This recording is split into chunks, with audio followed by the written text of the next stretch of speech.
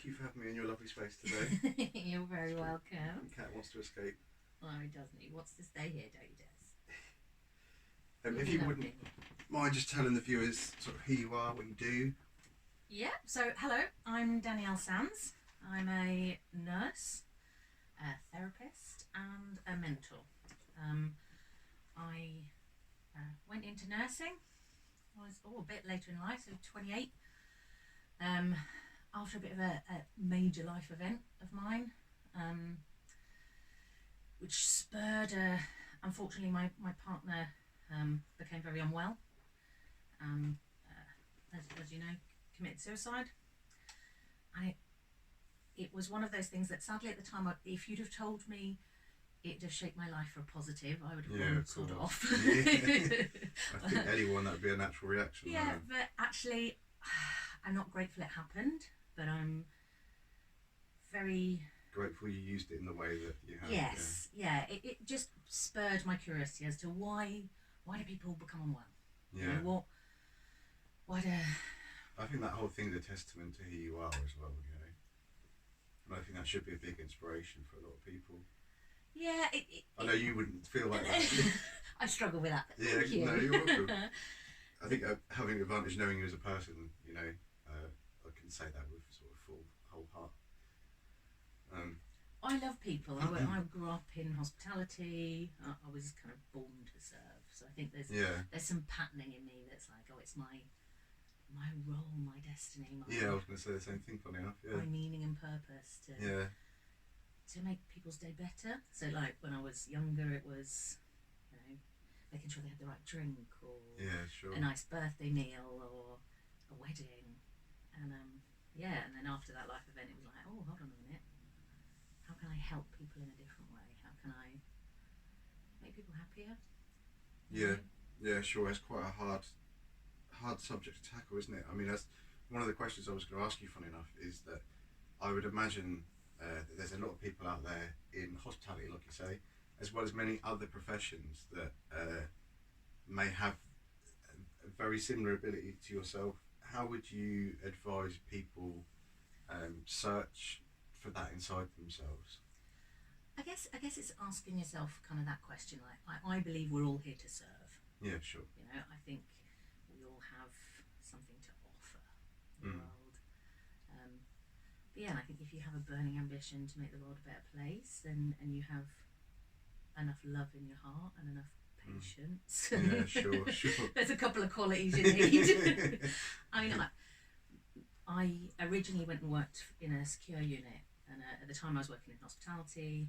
I travelled in hospitality. I'd come back after this event. I was living in Germany with him at the time, and I was working in a burger joint, and I read the newspaper, and it was like this advert like, are you this type of person? Can you cope with this? Can you engage with people? Can you do all these things? And I was like, tick, tick, tick, tick. And then I was like, so I ended up working in a secure unit. So was that prison or? Yeah, like a mental health hospital. Okay, yeah. So for adults, mainly with learning disabilities who'd done sort of committed crimes, but because of their capacity, were put into a hospital, a secure hospital rather than a prison. And it fascinated me. I bet. But as with lots of institutions, it wasn't run brilliantly, and there was a lot of punishment. Red tape, I'd imagine. Yeah, as well, but there was also a lot of punishment rather than more carrot than stick. Rather than resolution. Yeah, sure. Okay. And I got very interested in kind of like, how do I work within the system? Yeah, how do I get to a higher place where I can make the decisions and change the system from within? Okay. So hence I went and trained to be a nurse. Okay. So I could then be somebody who had more authority to kind of make decisions and create care plans and change the system. Yeah, sure. I loved it. I worked for the NHS for nearly 13 years. Yeah. As a mental health nurse, in all sorts of different ways. But yeah, I would say to anybody who's interested, there's so much out on the internet now. There's so much cool stuff, Absolutely. And there are a lot of courses out there, but I personally have looked through a lot of them, and I feel like there are a lot of people preying on this sort of wokeism if that makes sense. Yeah. I don't mean to put a negative on those things, but I think it's really important to do your due diligence and research. Absolutely agree. Yeah. Yeah, and as much as on one hand I wouldn't say you necessarily, obviously I did my nursing because I wanted to have that credibility as a nurse. I wanted to have those 3 years of training to understand research, to understand the rules and the regulations and the risks and the medication and blah blah blah blah. Yeah. I don't think necessarily you have to make a difference and No. to be a healer. No. I think some people are. I genuinely, I've met people who I just go like, oh my god, you're a healer. Yeah. That's within you. Yeah, sure. And isn't it strange nowadays how these words like healers, shamanism, and all those sorts of things have so much stigma attached to them? Yeah, I think you have to be a bit crazy to want to do it. Yeah, absolutely. Yeah, I'm with you on that one. And I would say, there's a good part of me that was either going to work in the mental hospital or be part of it. I thought, hold on a minute, I don't want to be a patient, so I'll become a nurse. Good choice. I think for the viewers out there that aren't necessarily looking to become a practitioner in helping other people, what would you say are the sort of key fundamental practices that one can take on? Because I mean, like, the world at this point in time is quite a dark time. It's certainly the 33 years I've been alive seems like one of the worst, darkest times. Yeah. I mean, the antipode to that, I feel, I don't know if you see this within your practice, that there's a lot more people waking up.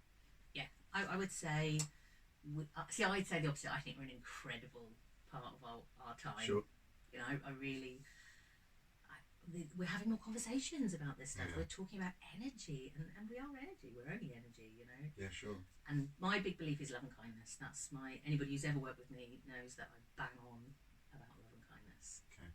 And that you don't take anything to offer love or kindness to people. No, sure, but then I think going back to sort of the original parameters of the question, it's often a lot harder to love yourself than it is to love someone else. Yeah, and I personally would say that's always been a challenge for me. But start by proxy, so start by loving other people.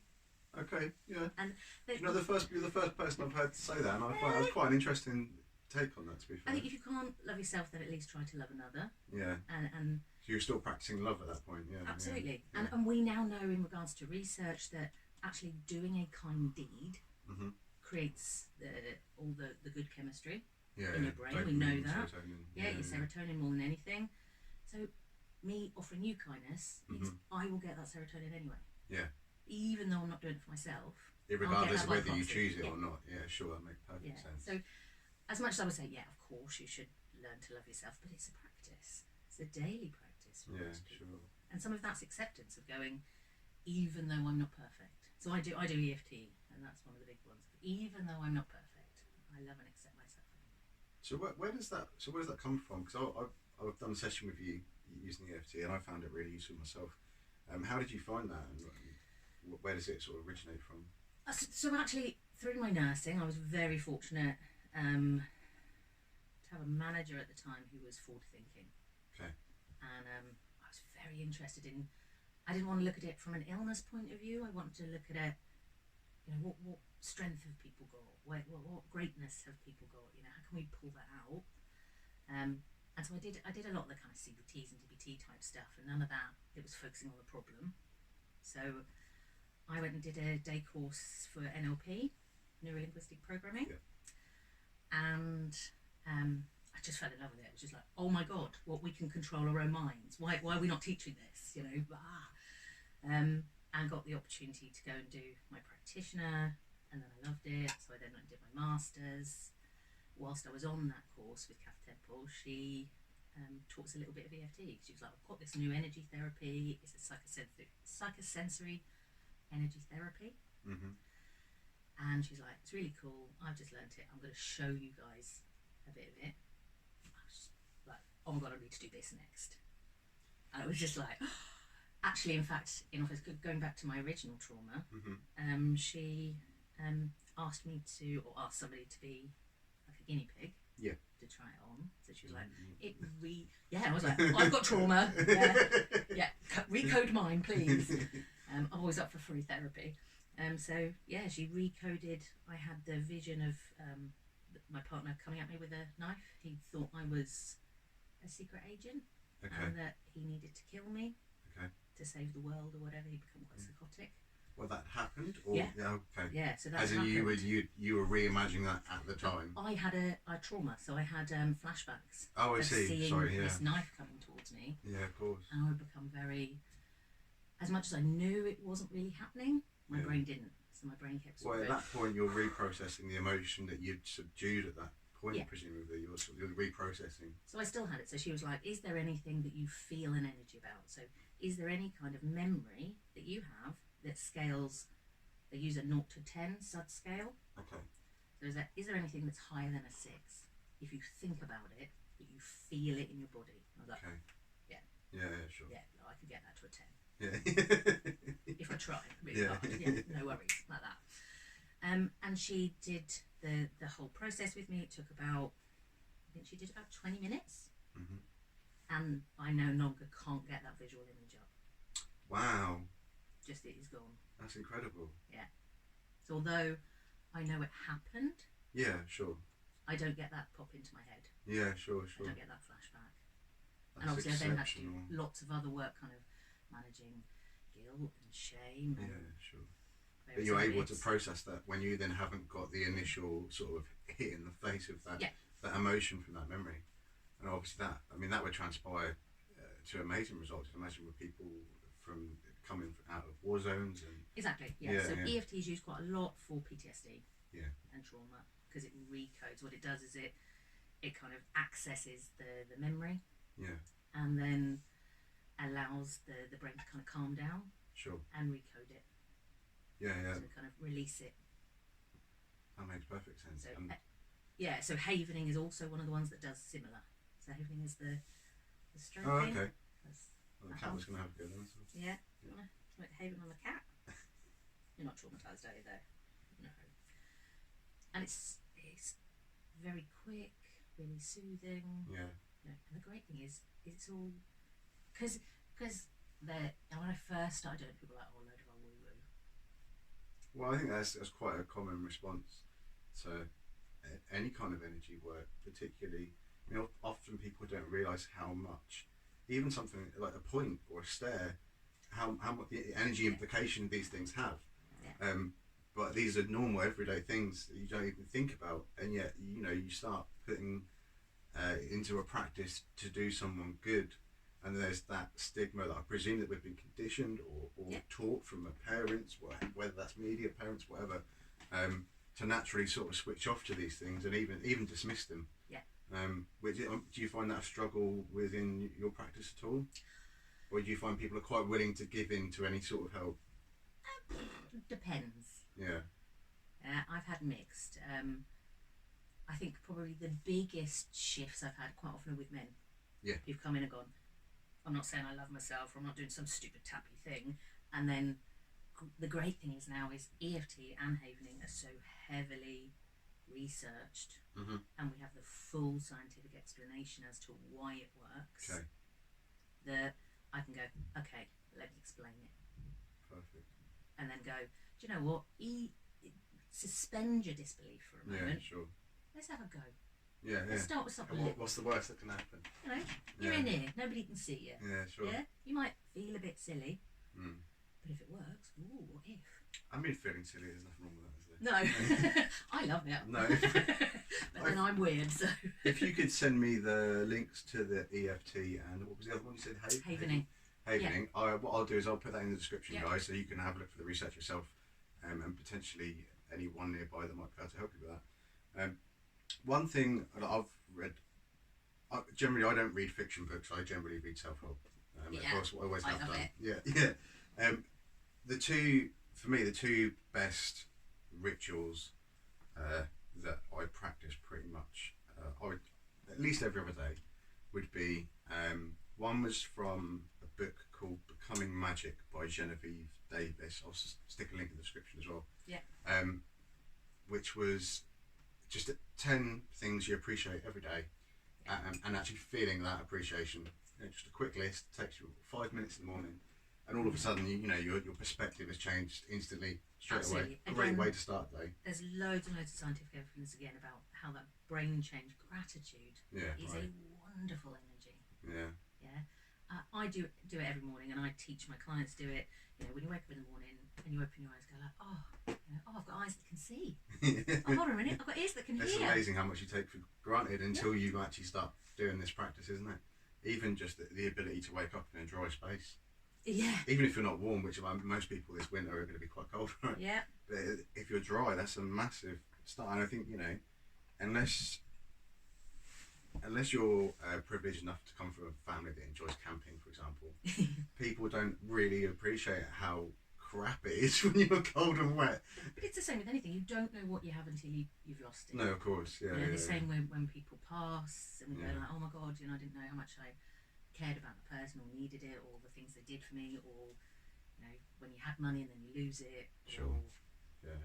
You know, we are super lucky. Yeah. You know, you think, yes, it is a very hard time for a lot of people. Yeah. But actually, we have heating. We have toilets that flush. Yeah. I know it seems like really basic stuff, but I think it's one thing to say, yes, I am lucky.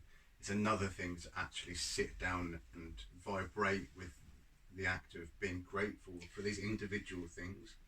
And you say vibrate, and it is about vibration. Yeah. You know, we are energy systems. We know that.